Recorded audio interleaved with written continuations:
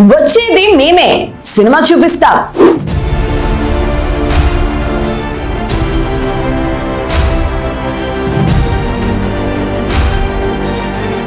నెల్లూరు జిల్లా Juvvaladinne fishing harbour వేదికగా మాజీ ముఖ్యమంత్రి వైఎస్ జగన్మోహన్ రెడ్డి కూటమి ప్రభుత్వంపై నిప్పులు చెరిగారు.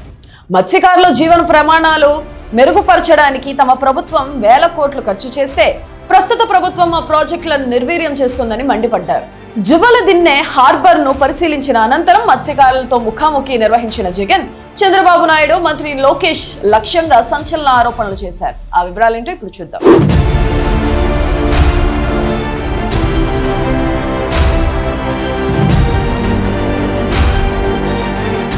జువ్వలదిన్నె ఫిషింగ్ హార్బర్ పనులు తమ హయాంలోనే పూర్తయ్యాయని, ప్రధాని జాతికి అంకితం చేసే ఏడాదిన్నర గడుస్తున్నా మత్స్యకారులకు ఎందుకు అప్పగించడం లేదని జగన్ నిలదీశారు.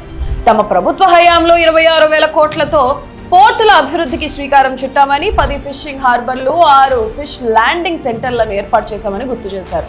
మచిలీపట్నం, మూలపేట, రామాయపట్నం పోర్టులను పనులు వేగవంతం చేసింది తామేనని, కానీ కూటమి సర్కార్ మిగిలిన పనులను గాలి కొదిలేసిందని విమర్శించారు. జువ్వలదిన్నెలో జరిగిన బోట్ల అపహరణ ఉదంతంపై జగన్ తీవ్రంగా స్పందించారు.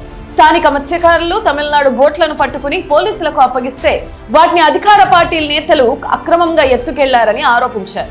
ఈ దొంగతనానికి మంత్రి నారా లోకేష్ ఆశీస్సులు ఉన్నాయని, అందుకే ఒక్కరిని కూడా అరెస్టు చేయలేదని ధ్వజమెత్తారు. బీదా సోదరులు, టీడీపీ ఎంపీలు, ఎమ్మెల్యేలు ఏకమై మత్స్యకారుల కడుపు కొడుతున్నారని మండిపడ్డారు. మత్స్యకారులకు జగన్ భరోసా ఇస్తూ మరో 3 ఏళ్లలో వైఎస్ఆర్సీపీ ప్రభుత్వం తిరిగి వస్తుందని ధీమా వ్యక్తం చేశారు.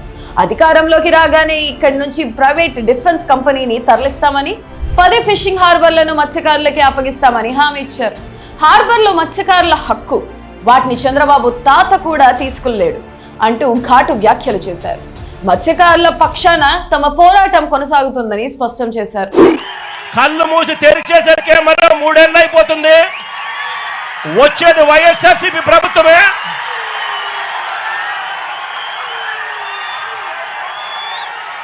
ఈ ప్రైవేట్ డిఫెన్స్ కంపెనీని ఇక్కడి నుంచి షిఫ్ట్ చేస్తారని చెప్పి కూడా చెప్తా ఉన్నాం. ఇక్కడ ఫిషింగ్ హార్బర్ ఇక్కడే కాదు, రాష్ట్రంలో కడతా ఉన్న 10 ఫిషింగ్ హార్బర్లు అన్ని కూడా మత్స్యకారుల సొత్తు అని చెప్పి కూడా ఈ సందర్భంగా కూడా చెప్తా ఉన్నా. జువ్వలదిన్నె ఫిషింగ్ హార్బర్ సందర్శనతో వైఎస్ జగన్ మత్స్యకార ఓటు బ్యాంకును ఆకర్షించడమే కాకుండా కూటమి ప్రభుత్వంపై అవినీతి మరియు అక్రమాల ఆరోపణలతో విరుచుకుపడ్డారు. మరి జగన్ చేసిన ఈ తీవ్ర ఆరోపణలపై కూటమి నేతలు ఎలా స్పందిస్తారో చూడాలి. దీనిపై మీ అభిప్రాయం ఏంటి?